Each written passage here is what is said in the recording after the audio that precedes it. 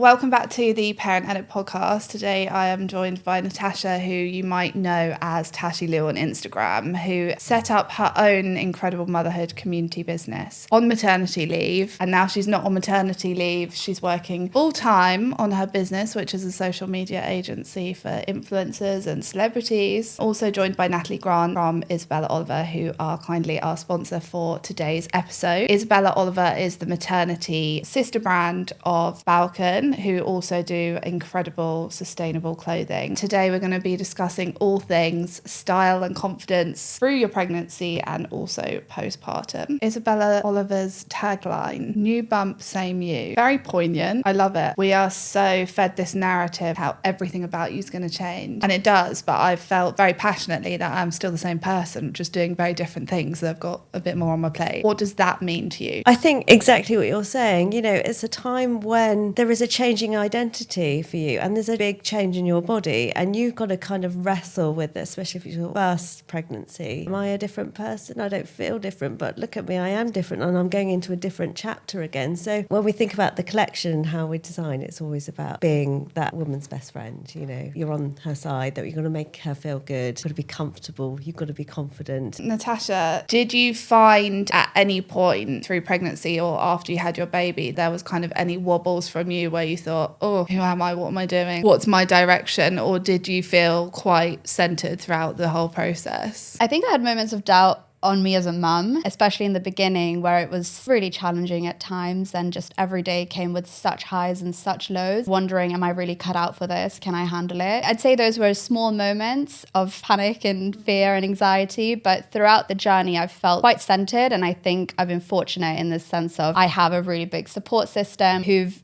always kept me grounded in what's important. I think you can see in my content sometimes it's extremely optimistic and I'm excited to go travel the world, and at other times I'm doubting what's the prospect of my career now and what does that look like. And I think that's just the thing about motherhood, is it's always a contradiction, it's always highs and lows. Being at peace with that, I guess, is kind of what's helped me stay centered and stay grounded. You've shared a lot of your pregnancy journey on socials. Body confidence wise, did you have any moments, oh, what the hell is going on here? Of course, I mean, there's pretty much no part of your body that doesn't change with pregnancy and postpartum. So I think any woman can probably resonate with looking in the mirror and just thinking, God, who's that? And I remember even in my late 30 weeks looking at my shadow on the ground and thinking, why does my shadow look different? Not just, the mirror. I don't think that my confidence really faltered as much with the body changes. It was more just, okay, how do I adjust and adapt to this? And so during pregnancy, it was just like, how can I be as comfortable as possible? And then in postpartum, for a long time, I kept jeans thinking, okay, well, soon I'll fit into them. And at some point, and I think it took me a year, enough is enough. I'm just going to go out and buy new trousers and just keep trying on different sizes until I know what fits me. And the number really doesn't matter. I feel so much better for it. I have clothes that fit me. Parts I still struggle with. What's helped is placing more of my self-worth and value on my personality, my career, what I am like as a mum, as a friend, to feel confident in myself. I have found it was and has been hard this time as well in pregnancy. A, spend money on myself since becoming a mum, but B, can't fathom buying something that I might not like in a few months. And I make much more considered purchases. I think you're speaking for a lot of women actually now. We are thinking more in a considered way about our purchases. You don't need that much. And if you choose well, they're actually going to serve you for a long time. This design in particular, I have in navy. I wore this postpartum when I wasn't breastfeeding anymore. And then I wore it, it still fits me now and I'm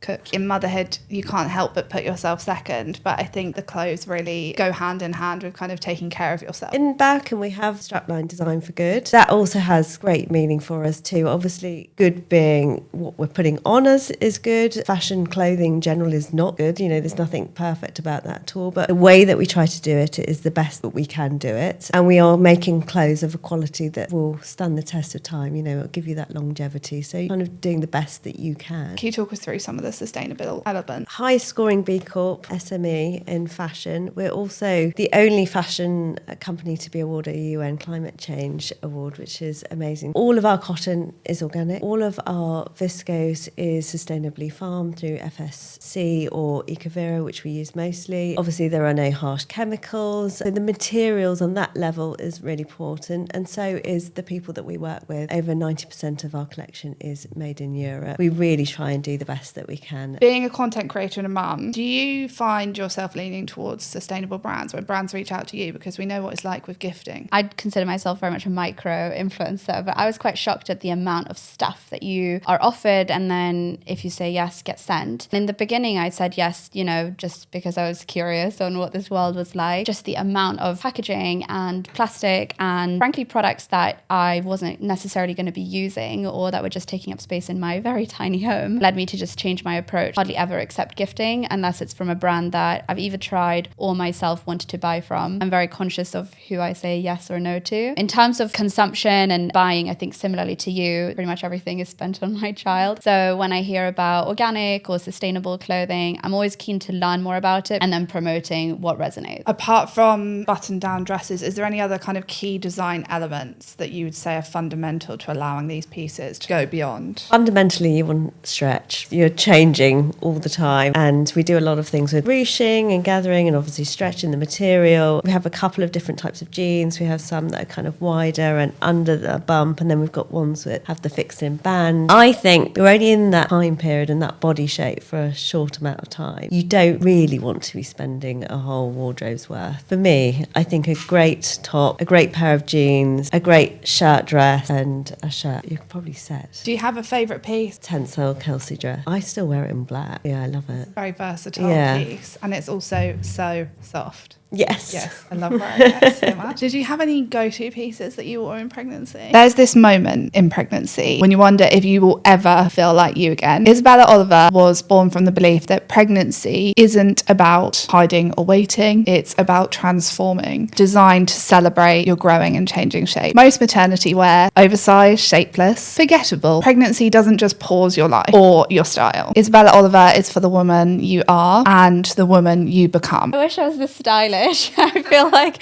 I just lived in yoga pants and my husband's t-shirt. I really just went with comfort and fit. When I did go to the office, I would wear tight-fitted dresses, but like stretchy ones to your point, just because I liked showing my bump. I didn't want to feel I looked lumpy sort of hidden under a dress. I leaned towards the stretchy, tight-fitted dresses, and I love those, and I really miss my bump. It's nice to celebrate that big bump stage, though, isn't it? We have touched on this a bit, your relationship with your body postpartum, but has it changed at all? I think I just have a profound respect for my body and seeing what it was capable of through pregnancy, through growing my child, feeding my child, just everything it's given. Something I struggle with is, for me, the bare minimum now is just my child is fed and healthy and doing well. And then as long as I'm just functioning enough to do that, it's good enough. And that's something I'm trying to work on more is, you know, finding time to exercise and to eat well myself and to hydrate, because those things just slip off because I just care about her being fed and hydrated and doing well. And that already is a full-time job in itself. So remembering myself and my body, I'm just now starting to think about it, to be honest. I remember even when I was still exclusively breastfeeding, I would sometimes forget to eat for 6 hours and I'd be like, where is the milk coming from? Because I'm not putting anything in. It's so funny that your whole being and your whole thinking at that time is, are they sleeping? Are they eating? You're just in that cycle. Then you forget that's actually what you need. And it certainly doesn't help with your own recovery and hormone. I mean, obviously your hormones are up, but so anything you can do to help them in that phase, quite frankly. So I'm sure a nutritionist would tell me that eating regularly is probably the best thing you could do to support your hormones. Postpartum fourth trimester, often overlooked in fashion, Natalie. How do they design for this transition? At what point do you think it becomes more of a Balkan purchase than an Isabella Oliver? I think it really depends on the individual and what your body's going through and what you need. But also, there also becomes a point where you get sick of putting those leggings back on. It's part of your, again, next transition into your new self. You know, I'm going to treat myself to a purchase that isn't maternity wear now because I'm entering another phase. I think it's a real mixture and transition, and depending on what you need and what your body's doing and how you feel. So just be kind to yourself. Is there anything you would say is fundamentally different in your everyday style now, going between motherhood and running your business? I really gravitate towards a capsule wardrobe. I just keep them on a rotating basis. Just looking in the mirror and feeling confident. It comes down to, for me, comfort, good fit, and items that just make me me feel good and make me feel like I'm a professional or like I'm comfortable or I can play with my kid, whatever my role is for the day, that I just feel my best version of myself. You create content about motherhood in London, in addition to your work for other people. A lot of it was about making the most of maternity leave in London. Has any of your activities and life and what you feel like is important for you in your own personal lifestyle changed? Maternity leave is such a blessing because you just have unlimited time with your child and the day is yours to do what you will with. Some days are hard, but overall it's amazing and it's such a privilege to have. During maternity leave, my priority was really to make the most of the city because I'm not from here. I've lived in London for 5 years, and in all that time before having a child, I hardly went to art galleries or museums. I just never made or had the time for it with work. And now that I'm working and she's in childcare, it's such few hours together. Naturally, having a baby has brought in a whole new priority to my life that didn't exist before. I think the shift is that I'm so much more cutthroat with my prioritization. A list of 5 things I might have made time for before a baby, now 3 of those make the cut and the other 2 simply fall off. I used to give 100% to my friends. I think I can give them about 70% right now. I think that's just a phase of life. People are understanding and I'll be there for them when they go through it. But that's probably been the biggest shift for me, is just the time I have that I can allocate is different, but it's to the things that felt important to me before a child as well. I actually found it really liberating, that ability to be so cutthroat with my time and structured with it. As someone who always thought they were the opposite of type A, late to this and late to that, and always tried to take on too much, and I just don't feel like I could ever organise my brain. Then I became a mum. The clouds part,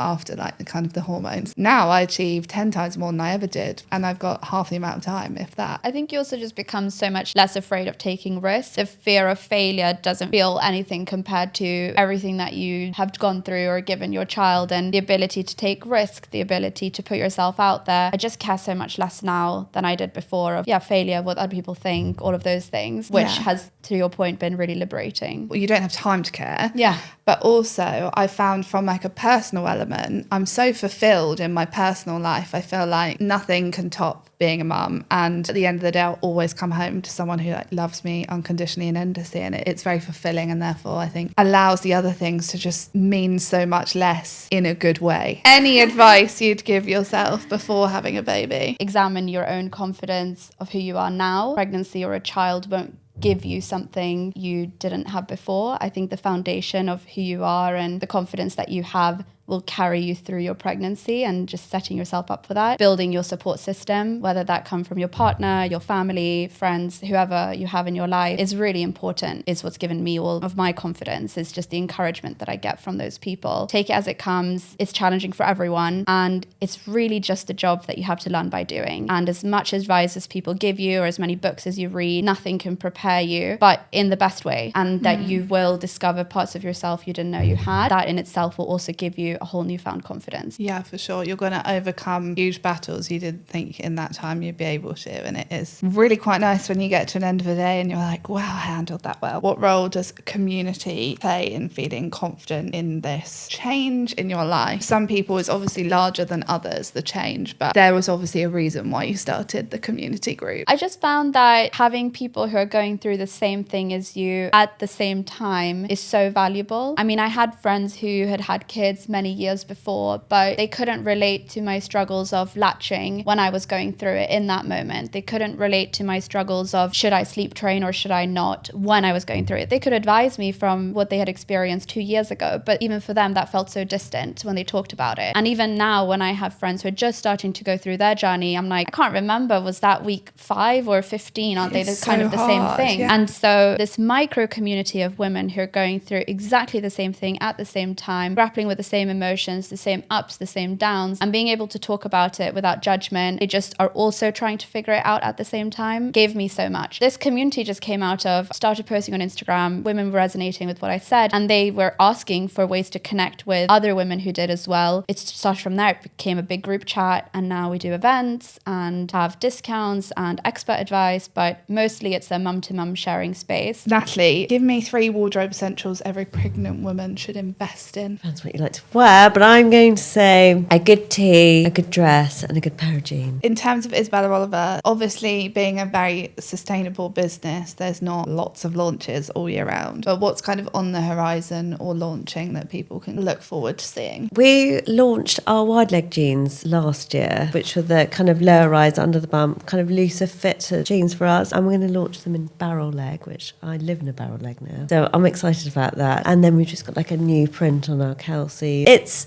an evolution with Isabella Oliver. It's often just a new customer continuously. Probably only buy your first purchases once, and then once you've had them and you have another child, you might go back to hopefully the same pair of jeans and top that you wore last time. We don't change it. And actually, Oliver of Isabella Oliver, Balkin's son, is now 21 or 2. Tells you how long the brand's been going. And the same pieces of the fitted black jersey dress that she launched with are still our best sellers today. You know, it's so timeless. They are the kind of pieces that you just go back to, like classic cuts, classic silhouette, in a really high quality material that will just make pregnant women feel slightly better about themselves. Natasha, where can everyone find you if they want to follow along or join the community chat? They can find me on Instagram or TikTok at Tashilu. They're linked with my Instagram and it's called Second Mums of the Friend Group. I can't wait to see where it goes for you, and thank you both so much for joining me today and deep diving into all things motherhood, style and confidence through pregnancy and postpartum.